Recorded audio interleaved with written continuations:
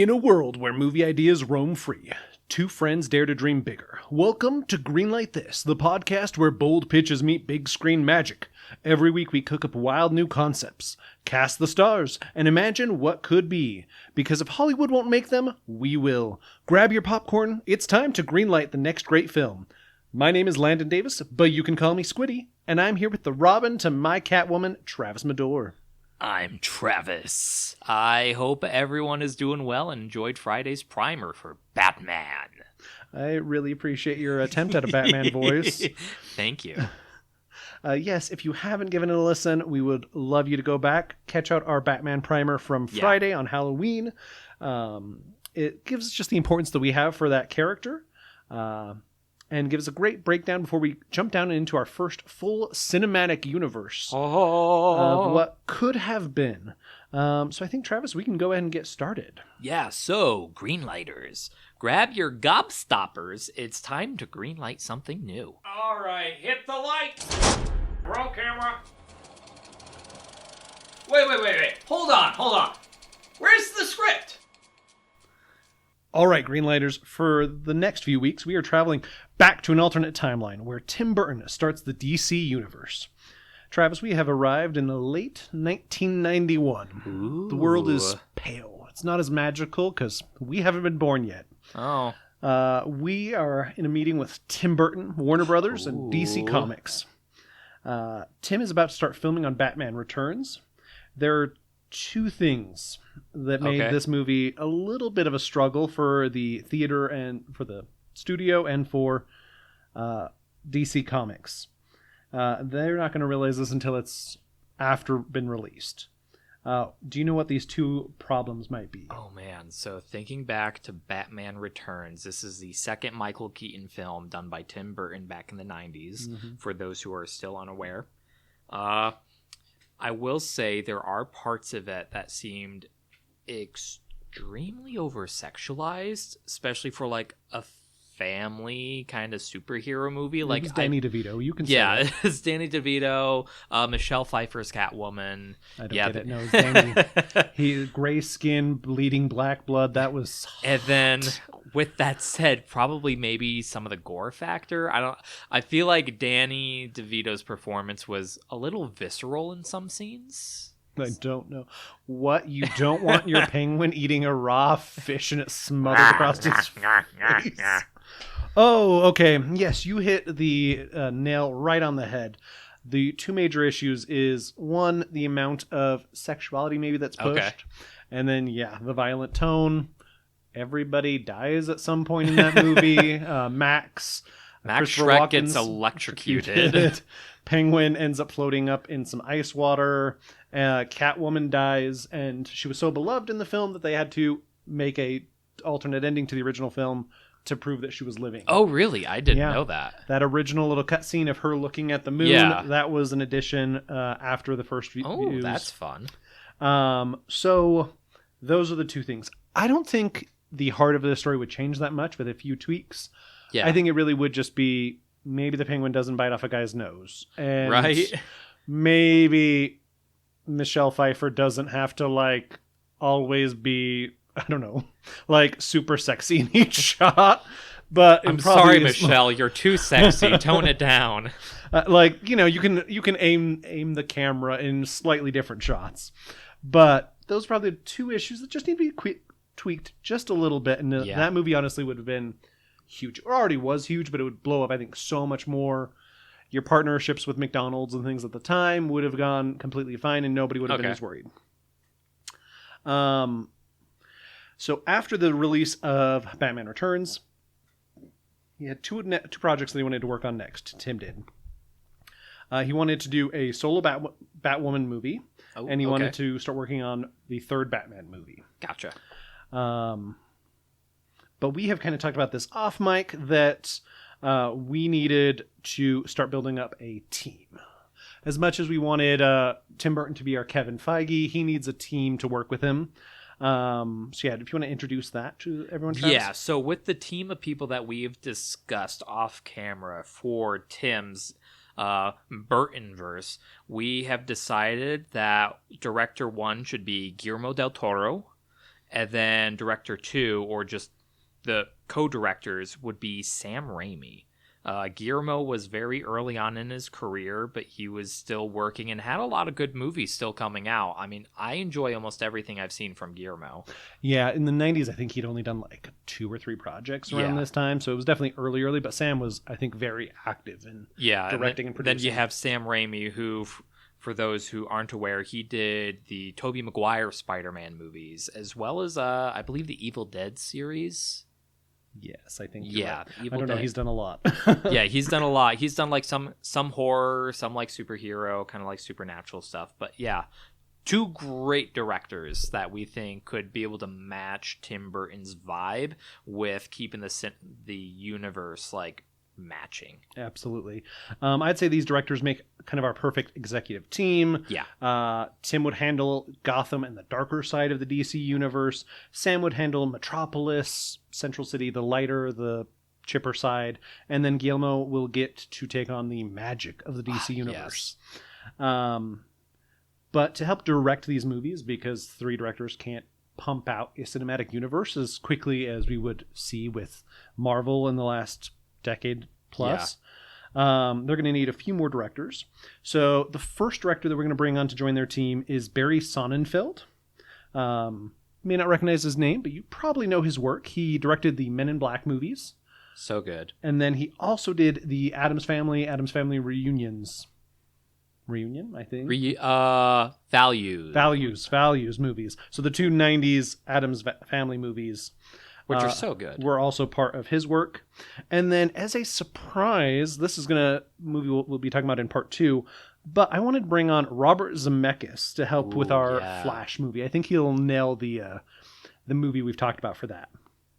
And then I'll mention, besides these guys, Danny Elfman would kind of be our lead composer. There is, I think, opportunity for somebody like Hans Zimmerman to work off of what Danny's style already is, but he already set the mood with the first 2 Batman movies, so it just makes sense for him to help build the world. And I think Alan Silvestri would be able to help accompany that too, and he's done a lot of movies with like Robert Zemeckis as well. Yeah. I mean, I think it would be a great team there. And then writers, so this wouldn't come up for about another decade, but Kevin Smith. Who's infamously a massive nerd. He actually was going to write the weird Superman movie that we'll talk about later. But I think he would be a great writer. And then Bruce Timm, who a lot of people aren't going to know, but Bruce Timm was the creator of the Batman, the animated series at that time. Oh, that's right, yeah. The reason I just say that he'd be a great writer at this time is I think he would help balance out what is going to be happening in his animated universe at this time. Okay. Versus what's going to be happening live action. And he knows the characters. He's a passionate nerd from his work. So I think that's why it's a great team of writers there to help start our process. So then, before we start talking about what movies we've discussed that we're going to start launching this universe with, I'm going to talk about the little bit we know of Tim Burton's movies with Batman 3 and the Catwoman movie. Yeah, because if I am not mistaken, they got pretty far with planning Batman 3, right? Yeah, so a lot of, if you look at like behind the scene footage, you will see Michael Keaton was still shown as the Batman figure when they were designing new suits and things like that. So it made it quite far. It wasn't until one meeting after the problems we mentioned earlier that Tim basically had a conversation with Warner Brothers where he was like, you guys don't want me to do the next movie, do you? And that's how we got Bat Nipples.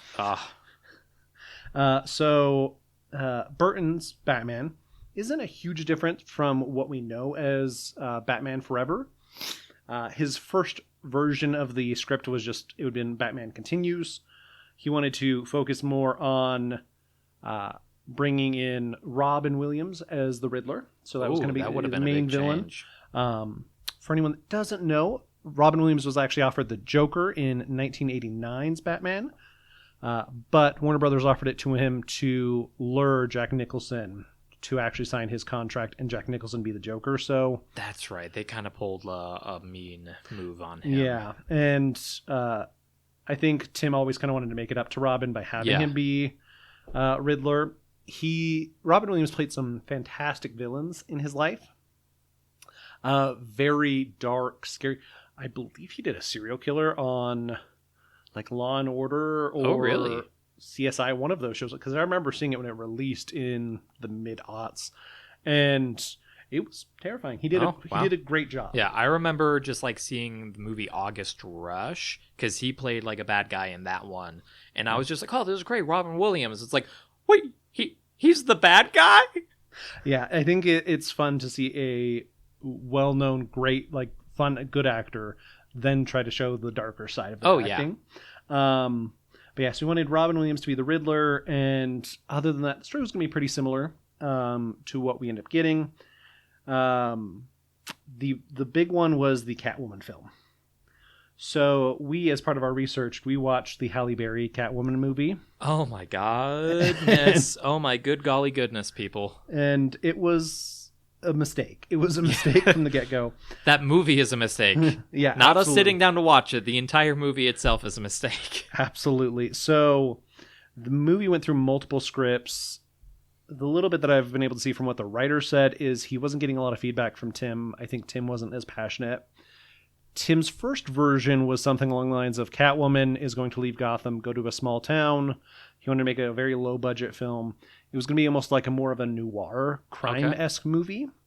And then between the studio and the writer, we enter something that changes a lot. He goes to more of a Vegas-like West Coast city.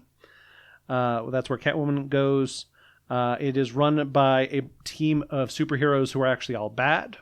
Very The Boys-esque that we see on the Amazon show. Catwoman ends up becoming kind of a folk hero to everyone in town and gets the women of the city to rise up like V for Vendetta, all with cat masks, and overthrow the bad team of heroes. Women empowerment. I don't even know what to respond. A good women empowering movement, like movie, scene, whatever, could be done well. But unfortunately, we've seen so many bad takes on it. It's hard to kind of take the situation seriously.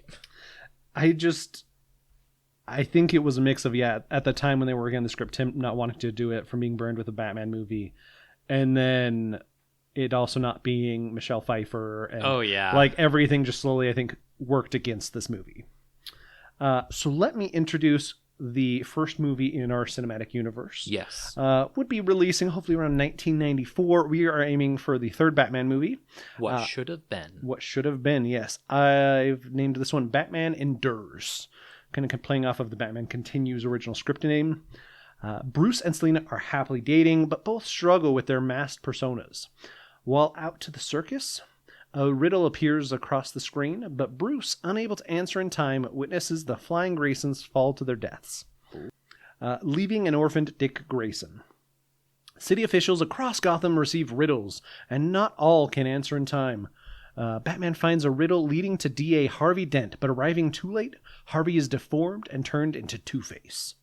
Bruce finds Selina is still drawn to crime, as Chase Meridian introduces young Dick Grayson to Bruce, unlocking flashbacks to his own first year as Batman. Bruce is drawn to Chase Meridian, who Catwoman attacks, leading to the two masked figures fighting and Selina leaving Gotham. Dick becomes Robin and joins Bruce in fighting and taking on Two-Face and the Riddler, with a final riddle hinting that the Joker still lives. I would note off of that short summary that we're gonna have Two-Face be a secondary figure, kind of like what we see eventually in the Dark Knight movie. Yeah. Billy D. Williams, we love him, but he was not drawing big box office numbers in the 90s. So I think focusing more on having Riddler around is going to entice people more to come. Yeah.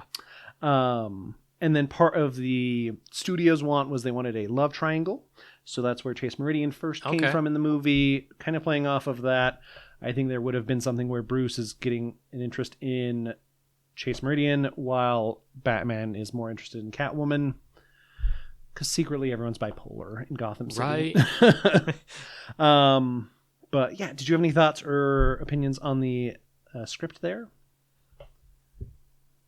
No, I mean, I definitely like that it still brings in Billy D. Williams's Two-Face. Like, so I have the continuation comic that kind of covers this, and a lot of it doesn't really deal a lot with Selena Kyle. Like, she's in there for just a little bit. It is definitely more dealing with Two-Face, so it is kind of fun seeing the parallels of the potential script of like the ideas that they had versus like the public comic books. And it's, productions change, scripts change, storylines change, so it is fun to see all the different parallels they have going on. Yeah, and I think that comic book that was released in the last 10 years kind of sets up what we would have seen from Robin and the style that Robin would have taken on, Riddler, Two-Face, and it would have just been a little bit different, but it would have stuck much more to the classic tone of a Tim Burton movie. Let's get into who we are casting as our new characters for this. So first up, we've already kind of mentioned it, but Riddler would be played by Robin Williams. Two-Face is going to be played by Billy Williams. The Williamses, they're just the villains in this. Robin, or Dick Grayson. Originally, he was not going to be Dick Grayson, but I just wanted to kind of retcon that a little bit. But it was the person who was first cast to be Robin in the movies, and that was Marlon Wayans. I think he's a great actor. He just recently is doing that His or Him movie that's like the horror football movie. Okay. It looks really intense. He's like the villain in it. So he definitely has a lot of acting range. And as we see him in the comic, he's got like the hood and stuff. Oh, yeah. I think they would have been a fun version of Robin to see on screen. And Dick Grayson is the original Robin. He should be the first one that we're seeing in a major motion picture. And then Chase Meridian, who was played by Nicole Kidman. Nicole Kidman in the movie we got. Originally, it was going to be Renee Russo who was cast as it. A fantastic actress, but she was only going to do it if Michael Keaton returned to Batman, which sadly we didn't get. So that is setting up our first movie. This holds a lot closer to Burton's original version, with not a ton of changes. But while Tim has been in production working on Batman, we had Sam Raimi go ahead and start working on Superman. And if I remember correctly, that was supposed to be Nicolas Cage's Superman in that original concept, right? Yeah, so that era has a lot of crazy stuff, including some legal changing in who had connection to what. But yes, at one point, Nicolas Cage was leading the production of a Superman movie, where he wanted to be Superman. It is one of the weirdest scripts. I don't know if there is truly anything salvageable of this movie. That's really saying because something. Superman was going to impregnate Lois. He would eventually die in the movie from Doomsday, and then his fetus would instantly grow, and in a few days he would be back to being an adult version of his self that just died. What? Superman was going to have a robot buddy who may have been his childhood teddy bear that eventually becomes a mech Wonder Woman suit thing, kind of like we seen Wonder Woman 1989. What and kind of drug trip is that this? would have helped him get his powers, because he would have been without powers, because in the womb he wouldn't have had the sun. Something like that. And then Lex and Brainiac are the two villains. They would have merged and become Lex-Ack or something like that. Oh my gosh. Yeah, and this would have happened years later. This was more being worked on 97, 98. We're trying to aim for a much sooner release around 95. Yeah. So I think it's best that we just scrap everything and... I will agree to that. Yeah, Travis, if you want to give us the introduction to Superman. Yes, let's look at something better than what was originally planned. So, the title for this, Superman, Son of Krypton. So, the summary. Metropolis celebrates 2 years of Superman saving the city. While Lois and a reporter pool watches the parade, Toymaker attacks. As toys rob citizens, Superman rushes into action, but the Toyman escapes. At the Daily Planet, Lois introduces Jimmy and Clark to 2 visiting reporters from DC, John Corbin and Vicky Vale. They are interested in Lex Luthor and his plans to run for office. John sneaks into a LexCorp facility when he is severely injured, and a scientist puts Corbin's brain inside a robot body. He is now Metallo. Meanwhile, Clark and Lois discuss their relationship out to dinner. Toyman attacks again. When Superman arrives, Metallo attacks. Vicky and Jimmy explore the same LexCorp facility. They see Superman trapped from the kryptonite infused inside Metallo. Lois investigates Toyman, discovering he was the owner of Winslow Toys, a shop closed to LexCorp expansion. Toyman attacks LexCorp Tower.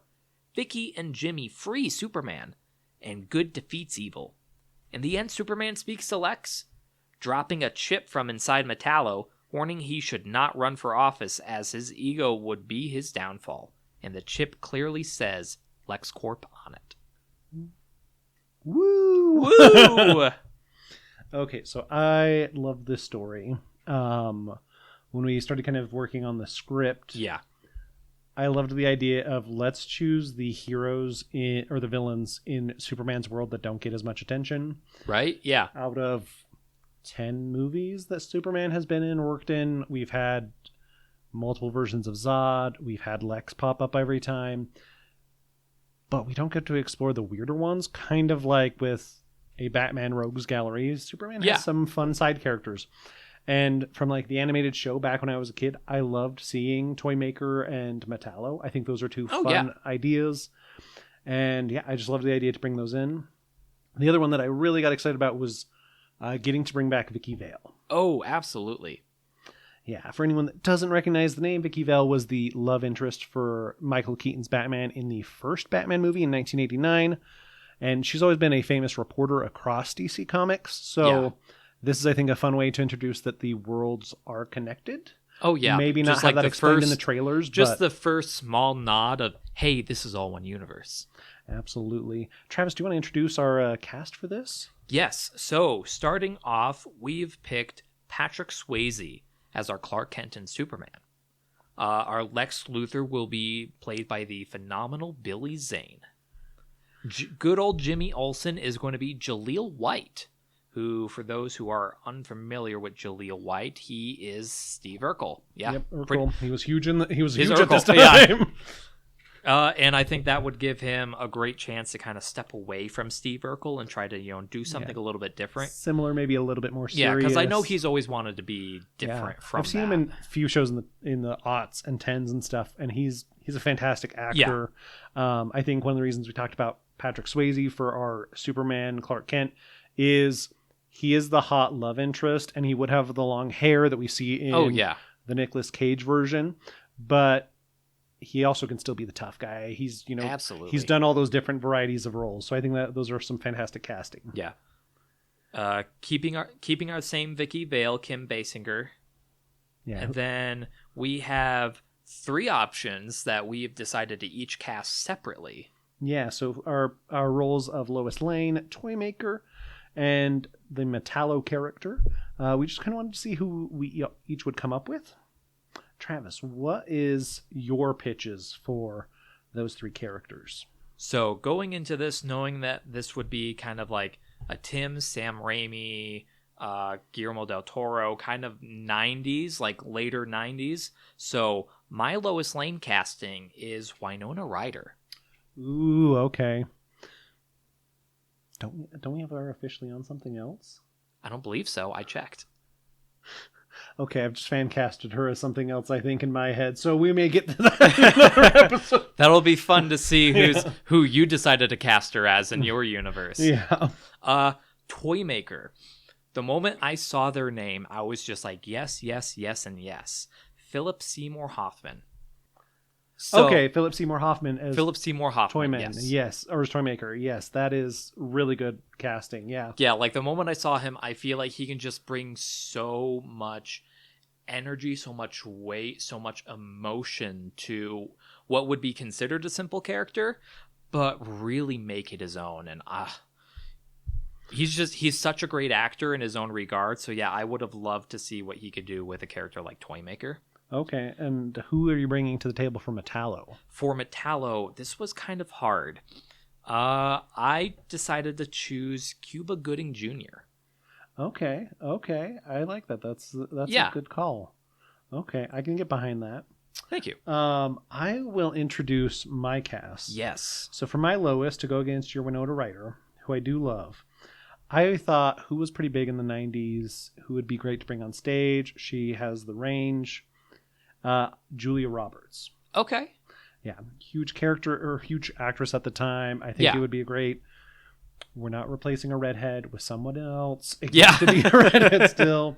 And then going into our Toyman. My first thought is rest in peace, and we just watched the documentary on him as of recording, but the John Candy. Ooh, okay. I actually see him. I think it would have been fun to see him take on a darker role at the time. Yeah. But if you're not paying attention to time, he died in 94. This would have been 95. So I think it's one of those that I could have seen a director planning on him and then it just not quite living up to it as he passed, like not being able to do it in time for production. So I thought of another fantastic actor at that time. We loved a movie he did about 3 years before this, and he was huge on TV at the time, but Wayne Knight. Oh, okay. Yeah. I kind of wanted to go with just a version of Toyman where he has been broken down by corporations and trying to keep his local little ma and pa, toy store open. He just ends up breaking down into doing crime. And then for Metallo, I chose Gary Sinise. Who was Sergeant Dan. Yeah, Lieutenant Dan. Lieutenant Dan from Forrest Gump. I've always liked versions of Metallo where he has been like ex-military or like that's kind of been a feature to him. And Gary brings that to his roles. So I think it'd be a fun version of him also playing a tortured character. And I was tempted to mess with a few of the more infamous actors who have played robots at the time. Yeah. But I did not want to go that way. Let me introduce our second film. Okay. Our next film after Superman. It's going to be our Catwoman movie. So we're finally getting to the next Tim Burton project. This would have aimed for 1996.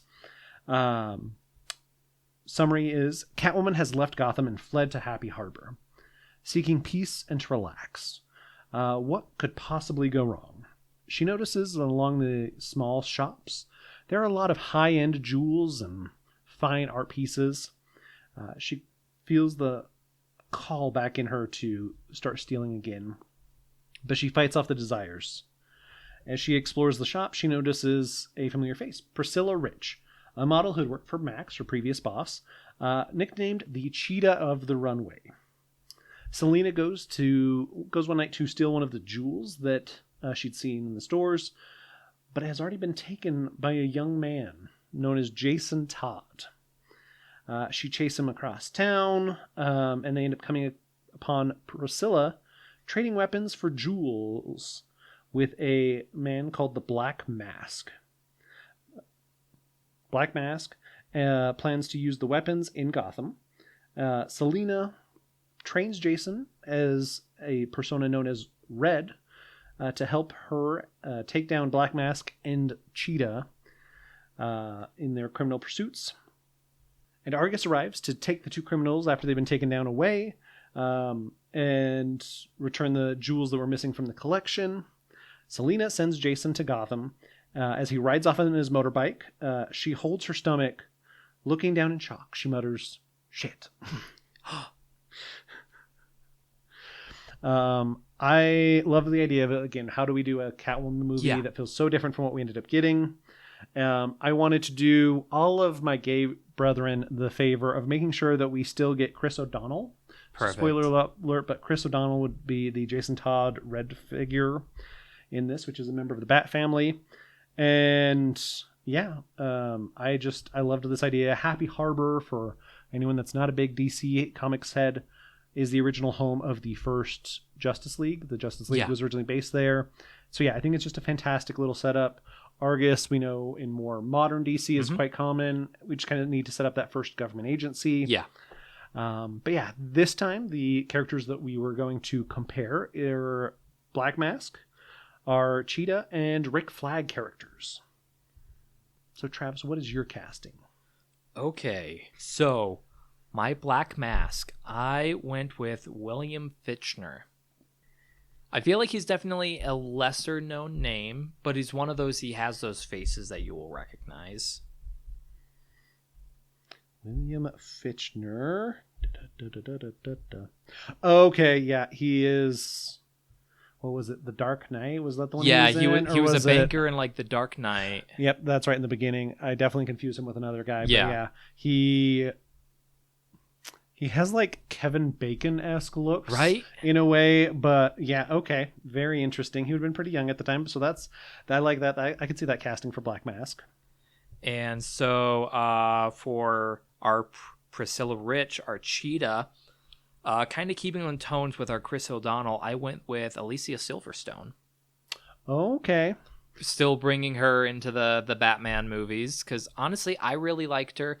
It's a shame that she got just a lot of harassment on the set of Batman and Robin. So I definitely have Alicia coming up in a different casting. Oh, that's going to be fun to see what that one is. We are definitely like matching. Yeah. Okay, and then who did you choose for Rick Flag? Rick Flag. This one was really hard. I originally had one name in mind, but then I completely flipped the script once I saw this person's name. I'm going with Kiefer Sutherland. Oh my gosh, why can I not match that name? 24. Okay. The Lost Boys. Okay. I like that. That's a good casting. I like that. Gosh, he would have been so young at this point. Right. So mine, so I went to Black Mask. Black Mask is classically part of like the mob system within like DC versions. I wanted somebody whose voice just stands out so much. So I went with Ray Liotta. See, and I actually had the thought of Ray Liotta at one point, but I was like, he's too known. I kind of wanted to pick someone a little lesser known. Yeah, I wanted, because we have Michelle Pfeiffer, I felt like we needed another big name, so I really like the idea of bringing in Ray Liotta as this character. And then for my cheetah, I went with Annette Bening. Okay. Who just, is fantastic, and I just really think that she would have been great. The other reason that I really liked Annette Bening is she was originally supposed to be Catwoman.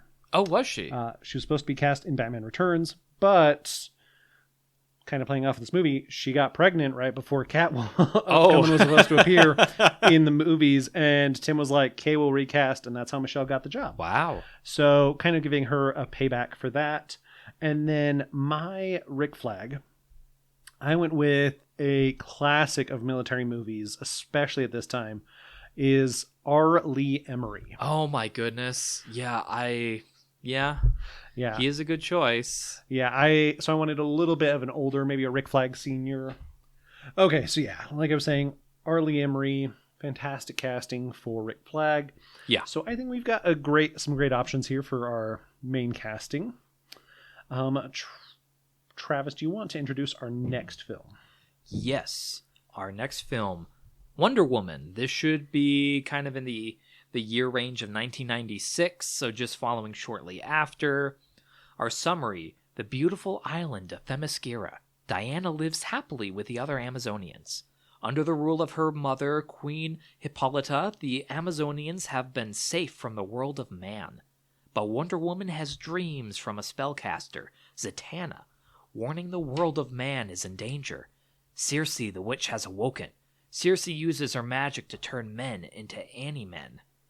Animal men hybrids. Diana leaves her paradise and travels to the world of man. She finds Zatanna, and together they head to Gateway City. They find Circe planning to sacrifice her ani-men so she can enter hell and retrieve her missing soul. Woo! Woo!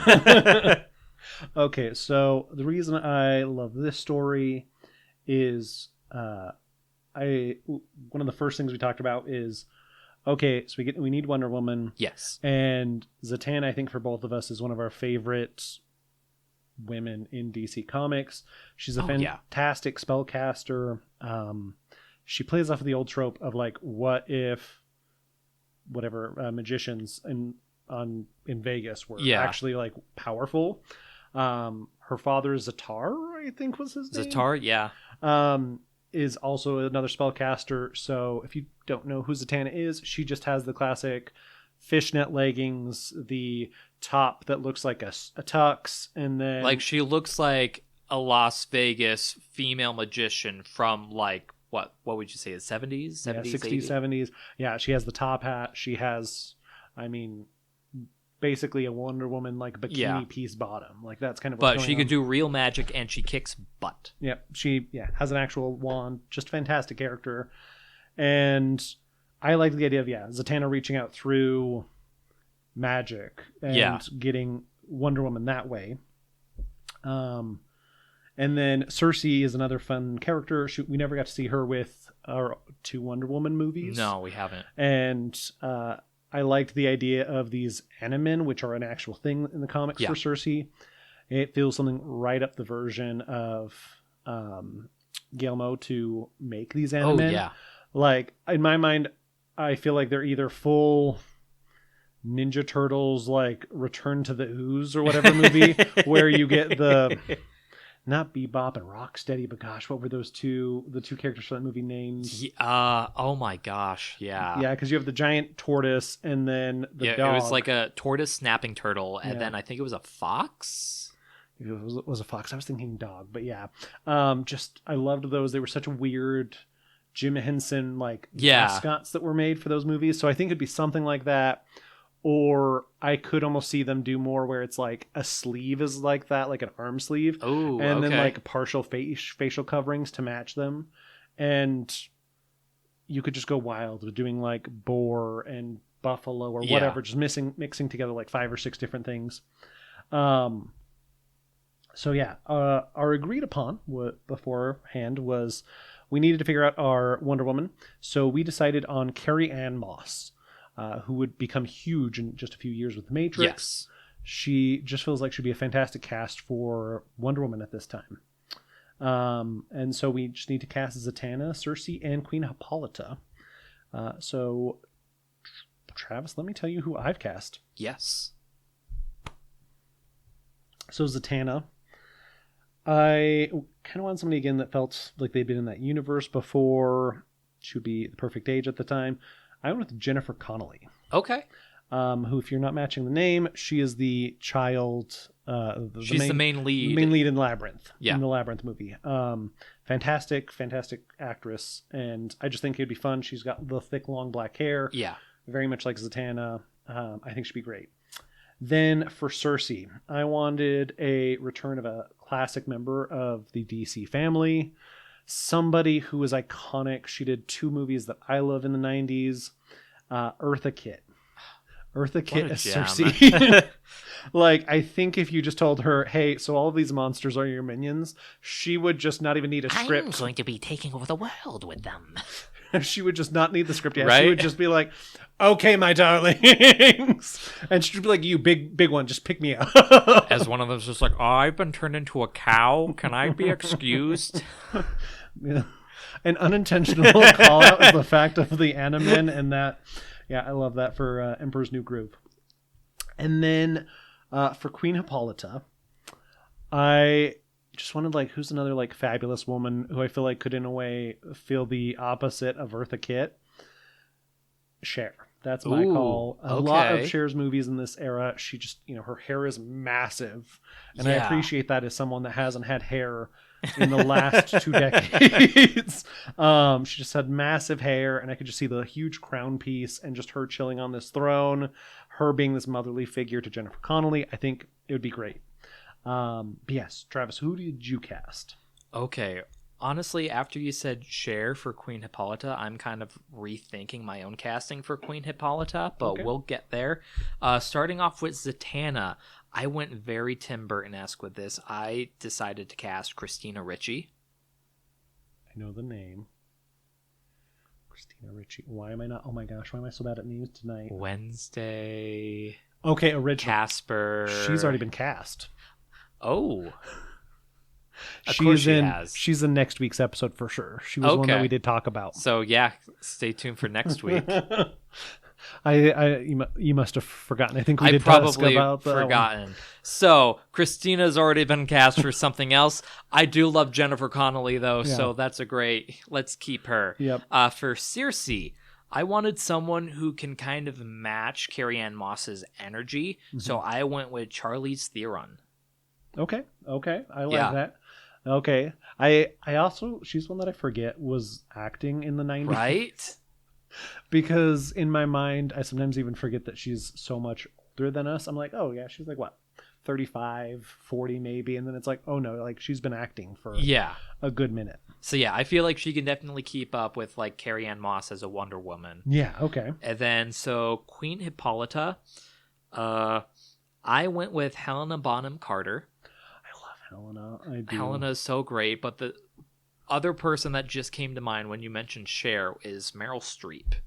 Meryl Streep is really good, and we actually just watched Death Becomes Her last night, and I do love Meryl Streep in any role. I think those are all great castings, honestly. Yeah, right? Production has plenty to work with for sure. I am also really thrilled that we avoided Wonder Woman having a love interest in this movie.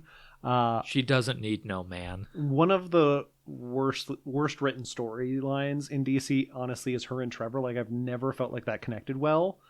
Compared to a Catwoman Batman, like those love interest stories can feel like something, where hers always felt like, did you really need somebody? Like you seem to be doing like fine, whenever I see something where it's the Trevor and Diana love story, it always seems more like Trevor, like he has the crush on her and she's just kind of like, I'm just living my life. Which would be really funny to see a version of him just being like, I'm just waiting for my foot popping kiss from Wonder Woman. I'm just waiting for her to make me a man.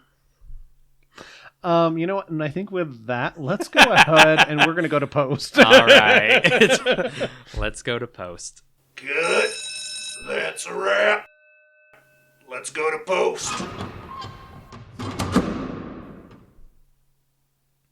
Okay, so this week, listeners, question. What Batman movie universe would you rather live in? Ooh. See, this is really tough because it's like, okay, what version of Gotham do I want to exist in, live in? And then along with that, it's like, oh, what villains are going to be there? Yep. Yeah, because Gotham can be very scary in all forms, pretty much. Except for the 60s, unless you're afraid of that for completely different reasons. I was already going to give that answer. That had a movie, so... It did have a movie, so it counts. It counts, and it is the safest one. The 60s would kind of be fun, because realistically, all the villains ever actually do is just try to steal and rob stuff, or just, like, they hypnotize someone. They're hypnotizing, like, Batman and Robin, or, like, a police officer. If you're the average Joe, and you don't own a jewelry store, you don't work in a museum... Yep. You're going to be fine. Yeah, like the worst case is you're going to get a cream pie in the face from Joker, and then whatever, the Riddler is going to yell a riddle at you. Like, it's very mild, where if we're looking at Tim Burton's world, you're like, I may get dropped from a building. Yeah. And then, if you get into The Dark Knight, you're just chilling on a boat when it's like, one of these boats will blow up, and you're like, oh no. Yeah. I just was trying to commute to work today. I was doing the environment a favor. It's like, why does, like, that, because the Dark Knight trilogy, it matches our own reality way too closely, and it's like, I don't want to keep living in this reality, so let's go somewhere else. We're headed to the 60s, I guess. So, anything you would like to greenlight for a listener, Squiddy? Ooh, I am going to say we're going to be talking a lot of Batman this month. Yeah. And I really have been thinking a lot about Batman the Animated Series. Really good. That's a huge part of this for me. I want to greenlight the Almost Got Him episode. Oh, okay. It's a fantastic episode where I think it's 5 or 6 villains are just chilling playing cards together. And they each narrate how they almost got Batman. Yeah. I believe it's one that won an award. It's one that won like a daytime Oscar or something. It's just a fantastic episode, and it's been on my mind recently. So that is what I'm going to greenlight this week. What about you, Travis? Ooh, that's so tough because now all you have me thinking about is the Grey Ghost episode where Adam West comes in, which is another phenomenal episode of the animated series. Yeah, I have Batman on the brain. I would love to greenlight something that isn't Batman related, like maybe one of the Superman movies or You're thinking Superman Returns? Maybe. With Brandon Ruth? Maybe not that one. Ouch. After all Brandon's done for you. I'm sorry, Brandon. Maybe one of the Christopher Reeves Superman movies. Okay. Like Superman 2, I think was pretty good. Yeah. I mean, his first 2 movies are great. We just don't talk about 3 and 4. No, we don't. Yeah. So, yeah, let's go with Superman 2. Superman 2, I love it. So, got a movie pitch of your own? Love these movies or think we could have cast better? Or have a question for us? Message or tag us on Blusky, Instagram, and TikTok at Greenlight This Pod. We might feature it in a future episode. Follow us on Letterbox, where we post movie reviews, and our watch list might hold hints to what's in production. And if you enjoyed this production, leave us a 5-star review and subscribe so you don't miss the next premiere. No trailer for next week as we are continuing the Burton-Verse Phase 1 next week. Greenlight This is self-produced, written and directed by Landon Davis and Travis Medor. Sound department, Travis Medor. Casting, us, and hopefully one day, Tim Burton, please. Music, Buccaneer by Zenial from freemusicarchive.org. Special thanks, you, our listeners, the real studio heads who greenlight every episode just by pressing play. This has been Greenlight This. Until next time.